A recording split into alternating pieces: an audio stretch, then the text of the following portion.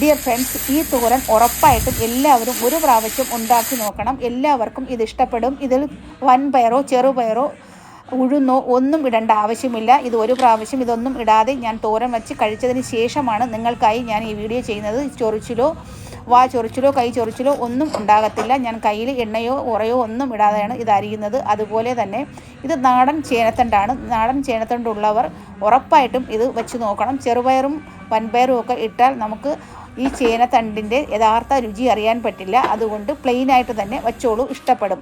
ചെറുതായിട്ട് അരിഞ്ഞ് ഒരു പ്രാവശ്യം കഴുകി പിഴിഞ്ഞ് ചട്ടിയിലിട്ട് കുറച്ച് ചെറിയ ഉള്ളി കൂടി അരിഞ്ഞിട്ട് ഉപ്പിടാതെ തന്നെ ഒരു 5 മിനിറ്റ് ലോ ഫ്ലെയിമിൽ വേവിച്ചെടുത്തതിന് ശേഷം വീണ്ടും ഉപ്പിട്ട് ഇളക്കി യോജിപ്പിച്ച് വീണ്ടും 1 മിനിറ്റ് അടച്ചു വെച്ച് എടുത്താൽ നല്ലതുപോലെ വെന്ത് കിട്ടും. വെള്ളവും വറ്റി കിട്ടും. കടായി ചൂടാക്കി 1 സ്പൂൺ എണ്ണയൊഴിച്ച് 1 സ്പൂൺ ഉലുവയും വറ്റൽമുളകും കറിവേപ്പിലയും കൂടി ഇട്ട് മൂപ്പിച്ചതിന് ശേഷം ഇത് അതിലേക്കിട്ട് ഇളക്കി യോജിപ്പിച്ചെടുത്ത